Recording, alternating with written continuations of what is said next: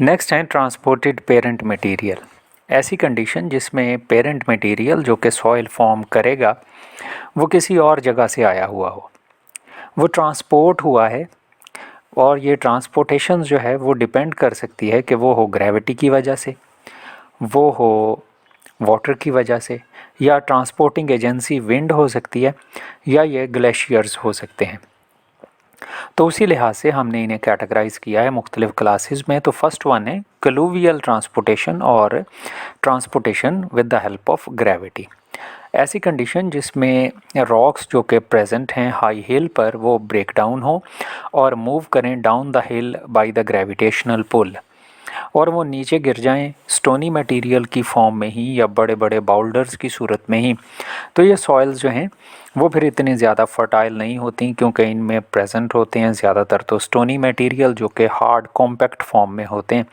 तो plant roots जो हैं वो इजीली पेनिट्रेट नहीं कर सकती इसमें। तो एग्रीकल्चर के लिए ये जो है वो सबसे कम इम्पॉर्टेंट सॉइल होती हैं, जो क्लूवियल सॉइल्स होती हैं।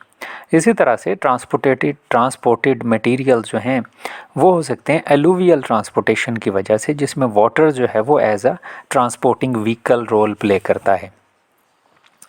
तो रनिंग वाटर जो है वो ज़ाहिर है अपने साथ सॉइल को लेके आता है। तो इसको हमने मुख्तलिफ़ कैटेगरीज़ में डिवाइड किया है। एक है फ्लड प्लेन्स, दूसरे हैं डेल्टा डिपॉजिट्स, और तीसरे हैं एलुवियल फैंस। फर्स्ट वन है फ्लड प्लेन्स। तो बड़े बड़े प्लेन्स और वैलीज़ जो हैं वो बनती हैं फ्लड्स की वजह से, कि पहाड़ों से जो ऊपर मटेरियल मौजूद था वो पानी के साथ ही इरोड होके नीचे आता रहता है, सेडिमेंट होता है वहाँ पर और सॉइल फॉर्म करता है। तो ये चूँकि रिच इन मिनरल होता है, इस वजह से न्यूट्रिएंट्स इसमें बहुत ज़्यादा होते हैं, और ऐसी सॉइल जो है वो इंतहाई प्रोडक्टिव होती है प्लांट की ग्रोथ के लिए। नेक्स्ट वन है डेल्टा डिपॉजिट्स।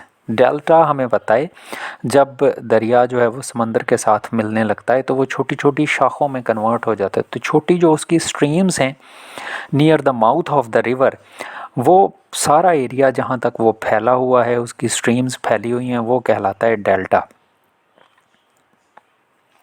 तो सस्पेंडेड मटेरियल जो कि वाटर में प्रेजेंट होता है वो इस डेल्टा में डिपॉजिट होता रहता है, जिस वजह से उसकी सेडिमेंट्स जो हैं वो बनती रहती हैं। तो यहाँ पर मटेरियल जो हैं जैसे क्ले और सिल्ट जो हैं वो सेटल डाउन होते रहते हैं नियर द सी शोर, और आहिस्ता आहिस्ता सी शोर को फिलअप करते रहते हैं और वो सॉइल फॉर्म होती रहती है।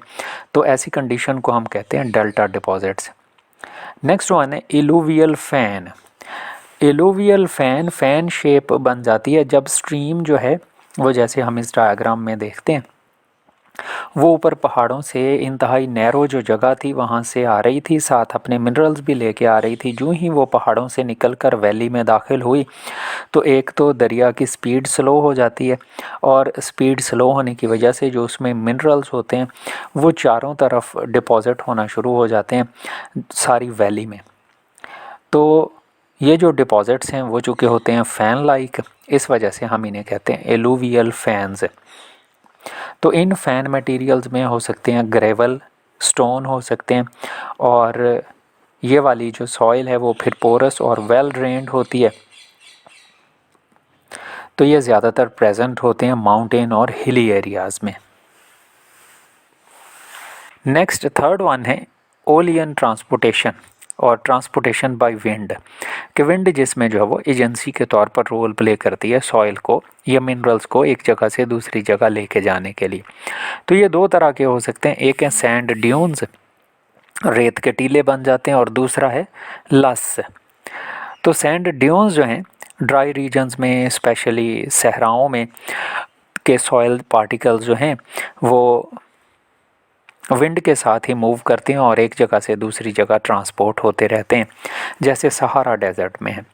और दूसरे हैं लस के मटेरियल जो हैं विंड के साथ ब्लो तो करते हैं, और सिल्ट और फाइन सैंड जो हैं वो इसके ज़रिए से मूव कर सकती हैं एक एरिया से दूसरी एरिया से। के रॉक्स जो हैं या ऐसे डिपॉजिट्स जो हैं वो पहले तो पहाड़ों से आए पानी के साथ नीचे वादियों में, और वहाँ से जब ड्राई अप हुए तो वो फिर विंड के साथ ब्लो होके वो चले गए ड्राई एरिया में, सहराओं में या ऐसी जगहों पर स्मॉल पार्टिकल्स जो हैं सैंड के या क्ले के वो मूव करते हैं एक जगह से दूसरी जगह, तो ये कंडीशन कहलाती है लस।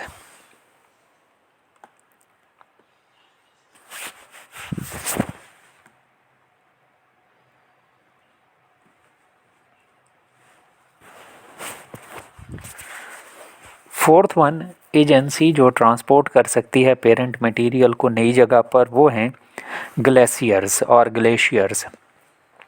तो ग्लेशियल ट्रांसपोर्टेशन ये कहलाता है।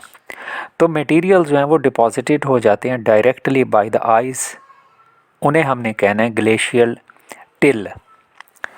कि जैसे यहाँ पर ये आइस की फॉर्म में, आइस के साथ ही जो पत्थर हैं वो भी एक जगह से दूसरी जगह ट्रांसपोर्ट हो रहे हैं, तो ये कहलाता है ग्लेशियल टिल।